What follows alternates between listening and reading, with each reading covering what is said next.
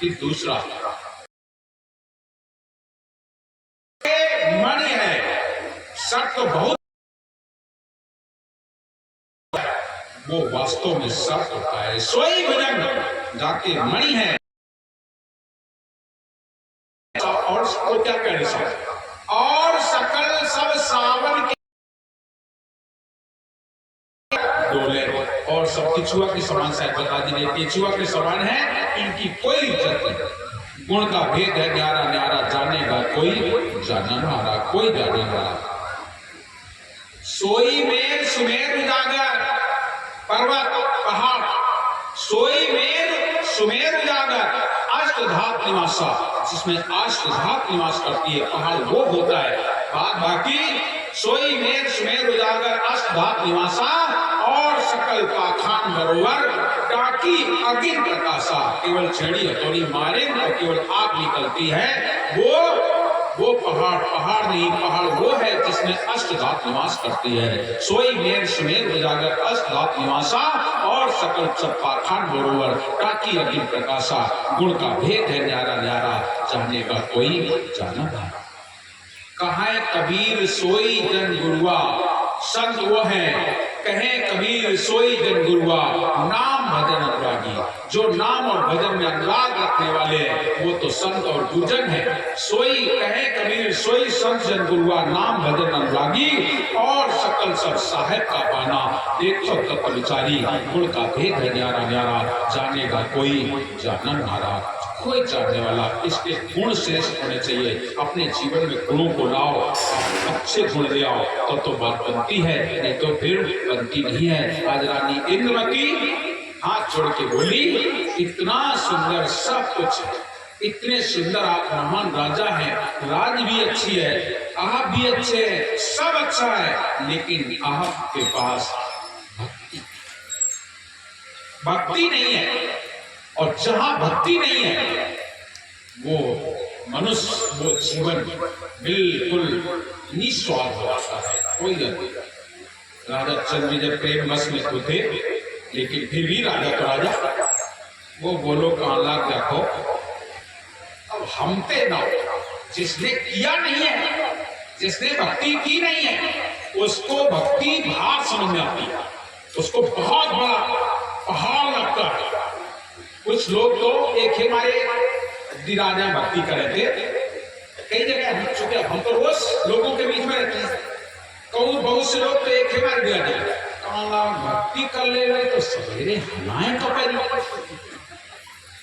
बहुत से लोग एक ही हमारे नाम नहीं है, भैया हम इतनी सवेरे हना ना पड़ते, जबकि उन्होंने उनसे किसी ने कहा नहीं है, लेकिन वो अपने मन में बना ली है कि सवेरे जल्दी हनाएं पड़ी, एक ही मारे, बहुत एक नहीं बहुत, इसलिए वो चलो समझ नहीं, भैया बहुत कठिन बात है, भक्ति हमारे बस के भाई, हम का हफ्ता में 3 दिन नाती और बस। अब बताओ हफ्ता में 3 दिन नहाती, 4 दिन नहाती नहीं, तो उनका तो डर लगभग करिए, वो डरती केवल स्नान करने से, जबकि नहाना कोई बुरी बात नहीं है, स्नान करना उत्तम बात है, शरीर आपका स्वस्थ रहेगा, निरोगी काया रहेगी, लेकिन बस वह बात। तो भक्ति को लोगों ने बहुत बड़ा ऐसा बना दिया कि बहुत बड़ा भार है, उठा लेंगे तो कैसे होगा। कुछ लोग भक्ति नहीं कर पाते, इसलिए क्या बताऊं साहब, कर तो लेते लेकिन कबों को पिए थे, पिए के चक्कर में कुछ लोग कबों को खा लेते। अब बताओ, खाने पीने के चक्कर में हम भक्ति भूल गए, खाने पीने के चक्कर में भक्ति भूल जाते हैं।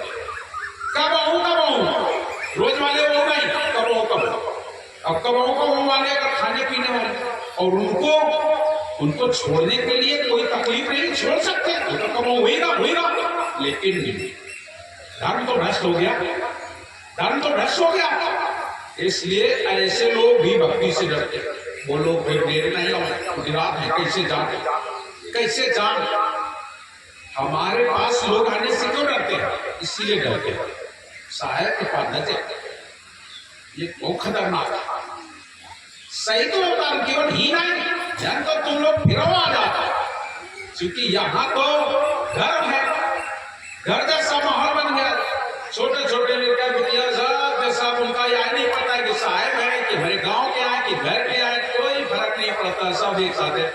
जे मर्जी आवे जैसे हंसे बोले बताएं, सब छूट मिल गई आप लोगों को, शुरू से छूट मिल गई, इसलिए यहाँ तो कोई जल्दी भयभीत नहीं होगा। लेकिन अब जो नए नए लोग आओगे वो समय खत्म होगा ना, वो समय चला गया।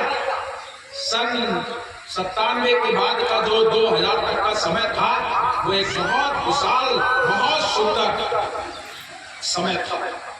उस समय ऐसा लगता था कि क्या बताए, इतना अच्छा लगता था गांव में, इतना अच्छा लगता था। और आज और उस समय बहुत बड़ा अंतर हो गया। आज अभी भी मैं बैठ करके बात कर रहा था कि वारे गोपालपुर नाम था, गोपालपुर तो सच में गोपालपुर था। हम जिस समय निकलते थे घर से, किसी के घर से, तो तुम लोगों को बता दें 10 लड़का हमारे साथ चलते रह सकते, 10-20 से कम नहीं चलता। कभी भी हम अकेले नहीं निकल पाए इस गांव में, हमारे साथ 10-20 आगे पीछे चले गए। और आज 10-20 तो छोड़ दो, और वो पूछते नहीं कि तुम कहां जा रहे हो साहब। आज जो आज कोई नहीं पूछता है कि साहब कौन सवेरे में निकल रहा था, निकलते हैं टहलने के लिए, कौन नहीं। और वही टाइम विचार तो नहीं भरे आशा का स्वागत में कोई सुई है, और साथ है जाए, साथ है जाए। आज जैसे जैसे हमारा शरीर कमजोर हो जाता है, हमें सहारा चाहिए, तो तुम लोग सहारा भी छोड़ते चले जाते, कोई साथ चलने वाला। और उस समय हो जवान तो नौजवान सब लोग युवा थे, बढ़िया। कोई भी काम यहाँ असंभव नहीं था। ये गोपालपुर वो गांव है जिस गांव में कोई काम असंभव नहीं था। वो काम यहाँ हुआ है जो काम असंभव लोग कहते थे उसे संभव कर लिया गया, वो काम यहाँ होते थे। लेकिन बस आज आप लोग हमसे बहुत दूर भागते जा रहे, बहुत दूर होते जा रहे। अब तुम लोग भागो तो भागो, लेकिन तुम्हें पता नहीं कि हमारे दूर होते तुम्हारा परिवार दूर हो जाए। अब तुम्हारा लड़का हमका ऐसे देखे गिरा है जैसे मुकरिया का बगला दिया। हम जिस समय निकलते तो तुम्हारा लड़का छुप जाते हैं, मुंह घुमा लेते हैं, घर में घुस जाते हैं, काहे बिगड़ गए, उनका व्यवहार बिगड़ गया है। और साहब कही दिया है, पकड़ लिया का कुछ कही ले, चनपटिया ले, या होली रात है का हमारी पीठ हुई जाए, गड़बड़ है ना। जबकि अब हम नहीं ऐसा कर सकते हैं, लेकिन फिर भी तो प्रिय सज्जनों, अपने बच्चों को बिगाड़ो मत, अपने बच्चों को भक्ति का संस्कार दो। रही बात पढ़ाने की, मैं बार बार कहता हूं अपने बच्चों को पढ़ाओ जरूर। एक दाएं एक रोटी कम खाओ, लेकिन लड़कन का पढ़ो जाओ। शाम की रोटी एक कम खा के सो जाना, और बच्चों को शिक्षा जरूर देना, क्योंकि जिनके पास शिक्षा नहीं है वो बच्चे हमेशा डरते हैं। उनका भय तब छूटता है जब वो शिक्षित होंगे, तो उन्हें पता होगा। आज हम कैसे बोलते हैं, चाहे जितने लोग हो, चाहे जहां भेदो, बोलना है मन बोलना, क्यों? हमें पता है कि इसका क्या मतलब होता है, ये कहाँ लिखा है, कहाँ बताया गया है। धर्म में, शास्त्र में, वेद में कहीं पर भी कोई बात आती है, हम आपको बताने के लिए तैयार है कि फला वेद में ये चीज लिखी है, फला शास्त्र में ये चीज लिखी है, फला जगह ऐसा लिखा है। हमें कोई भय नहीं, कोई भय नहीं, क्योंकि है तो है। और तुम समझ जब पढ़ियो नहीं, लिखियो नहीं, तो याद रखो जो पढ़त लिखत नहीं है, तो ये सज्जन गांव में चौकीदार आवे तो ये लोग दरवाजा बंद कर देते हैं। पुलिस वाले आगे, पुलिस वाले आगे तो दरवाजा बंद कर ली जाता है। आज हमारा पढ़ा लिखा जितना बच्चा है, वो चाहे दरोगा जी चले आवे, चाहे थानेदार चले आवे, वो उठाड़ रही है, उनके बात करनी है। बताओ कोनो बात एक अकड़ी जाएगी, कोनो बात पर ये तो अकड़ देगी, क्योंकि वो शिक्षित है। वो अशिक्षित जो है वो आदो डिला है। जैसा देखें पुलिस की गाड़ी तुरंत भागत, जब तुमने चोरी नहीं की तो भाग क्यों रहे? लेकिन भय है, पुलिस वाले हैं, पता नहीं क्या करें, ये समस्या है। इसलिए शिक्षा भी अनिवार्य है। अपने बच्चों को शिक्षित करो, लेकिन शिक्षित के साथ साथ अनुशासन सिखाओ। और जो हमारा धार्मिक रास्ता है, जहां पर हमें संस्कार दिए जाते हैं, वो संस्कार भी खुद संस्कारित बनो और बच्चों को भी संस्कार दो। बच्चों को संस्कार दो, कहां पर हमें जाना है, कहां बैठना है, कहां उठना है, ये संस्कार आप सबसे ही मिलेंगे। हम कितनी करेंगे?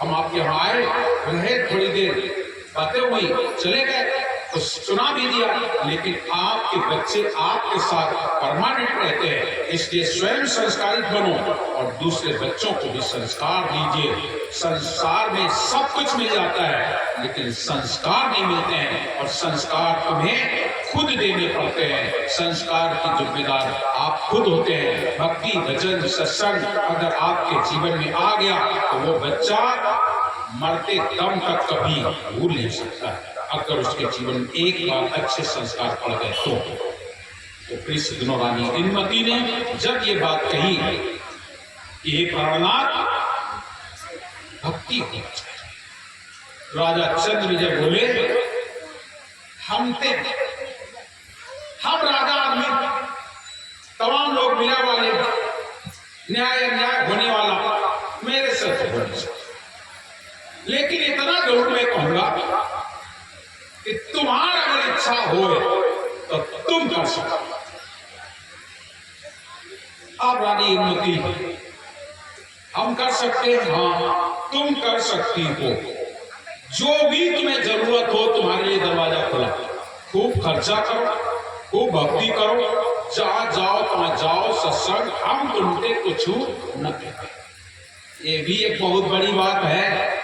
लोग अपनी पत्नी को ऐसी स्वतंत्रता नहीं देते कि तुम्हार जब मर्जी आवे सत्संग सुनन जाओ, या किसी को दान करना है, धर्म करना है तो करो, ऐसा भी नहीं होता है। अगर कर दी न तो संजय की डंडा ले गए, कैसे तुम चली गए बिना हमारे पूछे? संजय की लाठी बरस गई। आज हम अपनी पत्नी को इतना समय नहीं दे सकते कि तुम सत्संग सुने, और के लिए जाओ, आंखों चुगली हुई रही हो तो बैठ हो जाए, बढ़िया और चौंक बातें हुई रही, दुनिया की कहां बैठ जाओ, सब कुछ सह गई है, लेकिन सत्संग कैसे चली गई बिना हमारे कुछ? सत्संग भजन के लिए लोग मना कर देते हैं, वो भी नहीं होना चाहिए। आज राजा चंद्रविजय ने अपनी पत्नी रानी इंद्रमती को छूट दे दी कि तुम भक्ति भजन करो, भक्ति भजन करो, मैं तुम्हें मना नहीं करूंगा। तुम जो भी दान धर्म करना है आप करें, दान करें, धर्म करें, भोजन खिलाएं, कुछ भी करें, लेकिन हमसे ना। रानी इंद्रमती बोली, सही बताओ, बिल्कुल सही बता रहे हैं कि तुम्हें जो करना हो। राजा बोले, जाओ आप भक्ति करो। फिर राजा सोचे, ये भक्ति करिए, पता नहीं कहा वो था, कहीं सोचे। राजा बोले, एक बात और, तुम भक्ति करो, लेकिन हमारा मुक्ति हो तुम्हारी भक्ति, तब बात करना। देखिए, कसम हो गई, एक बंधन हो गया, ऐसी भक्ति करो कि हमारा उद्धार हो जाए। राजा चंद्रविजय खराब नहीं थी, ऐसा मत सोच लेना कि खराब थे, खराब होते तो आदेश ही नहीं देते, दे दिया आदेश। इसीलिए पर कहते हैं लोग, इंद्रमती रानी की सुन लो कहानी, चंद्रविजय राजा को ब्याही थी रानी। रानी का नियम था पहले संतों को जिमाए और बाद में अपना भोजन खाए। रानी इंद्रमती को जैसे मिला कि अब हमें भक्ति करने का आदेश मिल गया, तो वह भक्ति के नाम पर कुछ ज्यादा तो जानता था, बचपन से इतना कहाँ ज्ञान था, उसको एक ही ज्ञान मिला कि अगर भक्ति का मतलब संतों की सेवा करना, उन्हें भोजन खिलाना, इतना जानता है कि चलो इन्हें भोजन दिया जाए। उसने संकल्प ले लिया राजा के समक्ष, बोले, आज से अगर तुमने हमें भक्ति कहा छूट दे दिया भक्ति की, तो आज से हम पहले संतों को भोजन खिलाएंगे, बाद में हम भोजन करेंगे, पहले संतों को भोजन खिलाएंगे। उसने यही सबसे बड़ी भक्ति समझी कि संतों को भोजन दो, सबसे बड़ी भक्ति। और तो कुछ उसे पता नहीं, क्योंकि गुरु तो किया नहीं। आज बस वही नियम बना लिया, जैसे बना लिया। रानी बढ़िया भोजन बनवाती और संतों को बुलाती, बड़े प्यार से उन्हें भोजन खिलाती, सदा व्रत बांटती। जो संत लोग आते उनको भोजन और चलते समय कुछ न कुछ दक्षिणा देती। संतों की सेवा करना शुरू कर दिया, और जब कर दिया तो दृढ़ संकल्प के साथ किया कि जब तक संत भोजन ना कर ले तब तक हम भोजन नहीं करेंगे। आने लगे राजा आदमी, वहां कहां संतों की कमी, आने लगे लोग, खूब रोज भोजन होने लगा। और जब रोज भोजन होने लगा, रानी का प्रेम इतना बढ़ गया, और संतों में मस्त रहती थी। संत लोग भजन गाते थे, बढ़िया भजन में मस्त रहती थी, आनंद रहती थी। आज सदगुरु ने देखा कि रानी का अनुराग बढ़ गया, अब चलना चाहिए आगे। साहब आ रहे हैं और उन्होंने एक ऐसा चमत्कार किया कि आज गिरनारगढ़ में कोई संत नहीं जाना चाहिए। सदगुरु ने ऐसी कृपा की कि सबकी बुद्धि को घुमा दिया। जौन संत रानी के यहाँ भोजन करने आते थे, सभी संतों की बुद्धि पर बैठ गए साहब, और मने मन कहला, रोज तो रानी फिर खानदान आज हम फलानी जगह देवे, आज फलानी जगह देवे, आज फला जगह ऐसा हो रहा। एक भी संत आज गिरनारगढ़ की ओर नहीं जा रहा है। जब गिरनारगढ़ की ओर कोई संत नहीं जा रहा है और रानी भोजन बनाए तैयार, कोई संत नहीं। रानी इंद्रमती पश्चाताप करती है और कहती है, आज कोई संत नहीं आ रहा है। 11 बज गए, 12 बज गए, 1 बजने को आ गया, कोई संत नहीं। रानी बड़ी दुखी होती है, और केवल इसलिए दुखी नहीं हो रही है कि हमें भूख लगी ना, रानी इंद्रमती इसलिए दुखी हो रही है कि कौन से जन्म का पाप आज उदय हो गया जो मेरी नगरी में संत नहीं आए। इसलिए नहीं कि हमें भूख लगा ना, हमें भूख नहीं, आज ऐसा कौन सा पाप है जो मेरा उदय हो गया, जो मेरा पाप उदय हो गया। आज कोई संत दरवाजे नहीं आए। रानी इंद्रमती घबराने लगी। रानी इंद्रमती जा करके छत पर खड़ी हो गई। बढ़िया सुंदर महल था, ऊपर अंटा पर जाके खड़ी हो गई। और जब अंटा पर खड़ी हो जाती है, चारों तरफ निगाह डालती है, कोई भी संत दिखाई पड़ जाए मैं उससे बुलाऊं और भोजन करूं। जेठ का महीना है, तपती धूप खड़ी है, दोपहर में रानी 12 बजे, कोई संत नहीं। उसको ना तो धूप सता रही है और ना भूख सता रही है। उसके दिलो दिमाग में बस एक ही बात है, आज ऐसा कौन सा पाप है जो मेरी नगरी में कोई संत नहीं आया। सदगुरु ने देखा अब तो बहुत समय हो गया है और रानी विकल हो रही है। रानी चढ़ी अटारी बाट निहारे, संत दरस का काया गारे, संत दरस के लिए काया चला रही है। कहते हैं सदगुरु कबीर ने अपना स्वरूप एक पहाड़ी के नीचे, एक पहाड़ था उसके नीचे सदगुरु कबीर प्रकट हो गए, रानी की दृष्टि में पड़ गए। और जैसे रानी ने देखा वो संत जा रहे, दासी को लाया, दासी बोले हाँ जल्दी आ दे, वो संत जा रहे, जल्दी आ लेके आ। दासी दौड़ के गई और जाके सदगुरु के आगे हाथ जोड़ के खड़ी हो गई। कहने लगी आपको रानी साहिबा बुला रहे, आपको रानी साहिबा बुला रहे। मालूम है साहब को मैंने क्या जवाब दिया? कहने लगे दासी राज काज है मान बड़ाई, और हम साधु नप के ग्रह नहीं जाई। राजकाज मान बड़ाई है और हम संत आदमी हम नहीं जाते राजाओं का राजकाज। रात कार्य है मान बड़ाई हम साधु नटके करे ले जाए राजा बस्या जात शिकारी महाकुकर्मी विषय विकारी इनके ग्रह जो भोजन करी कल्प शास्त्र नट न करी